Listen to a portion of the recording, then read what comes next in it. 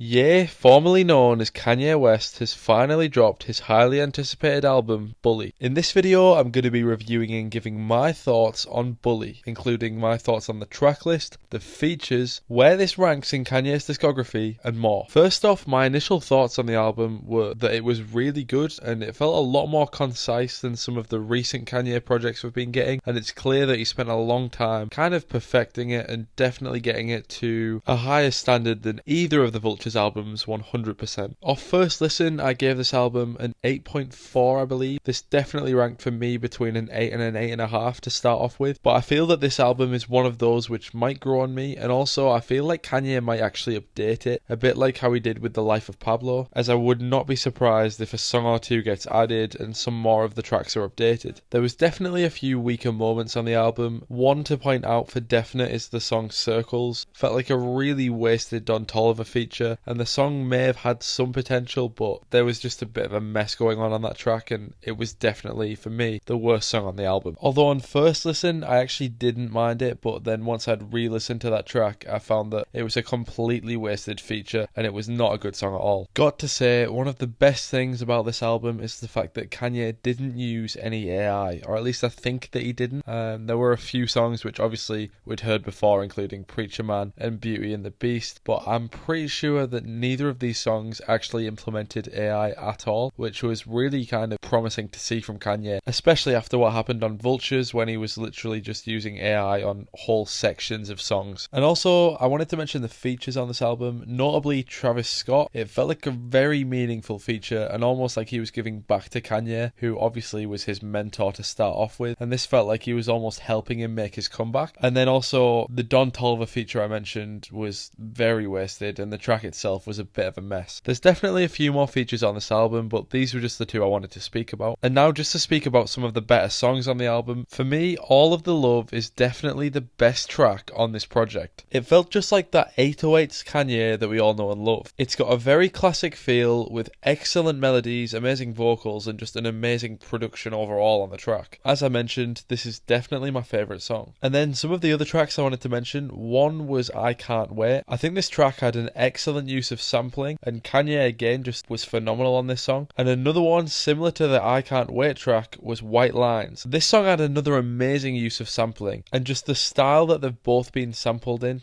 is just phenomenal, and Kanye's production is still clearly there. The GOAT still has it. I feel like one more thing I wanted to mention about this album is definitely Kanye's controversies over the last few years. This album doesn't really address much of Kanye's craziness over the last few years, but one thing that is to be taken away from it is on the song Highs and Lows, he mentions, well, putting people through highs and lows, obviously with regards to the music and everything else. Kanye kind of coming back and making a very good album after having some crazy episode for a while is not something that is new to us, and as someone who's been a Kanye fan for many years now, this was kind of expected, but at the same time it was not looking very promising when Vultures 1 and 2 were dropped, and the album quality of those projects was tragic. But it seems that Kanye has apologised, he's said his piece, and it seems genuine this time, as there were no crazy tracks, which seems to keep him off the being cancelled radar for a little while anyway. I'm not saying in any way that anything Kanye said or done is okay, I'm simply just reviewing his album because obviously the things he said on Twitter, online, everywhere else isn't acceptable, and I'm just here for the music is I guess what I'm trying to say. But yeah, moving on, I have to say this album is definitely better than both Vultures 1 and 2. I think it ranks reasonably well in the discography, but obviously Kanye's earlier projects, Graduation, and that early trilogy of albums is still definitely for me way higher than this album. This album is probably around the rating I would have given Donda when it first came out, so definitely still a strong album. It's good to see Kanye back and making good music, and music which isn't going to be getting him cancelled. So yeah, my overall take on the project is that it is very strong. It's tricky to kind of place at this point in his discography. I feel that I need more time to listen to it, and once I have, I'll probably be back with another review, whether that's short form or long form, I guess we'll see. It's not touching the classics, but it's definitely not a low point in the discography of Mr. Ye or Kanye West. If you have enjoyed this video, then please let me know. Leave a comment, subscribe, leave a like, everything else. I'm really trying to push for some more long form content this year, and I'm really wanting to get to 10,000 subscribers very soon. So if you did enjoy this video, then please show some love and it will be much appreciated. Adios for now.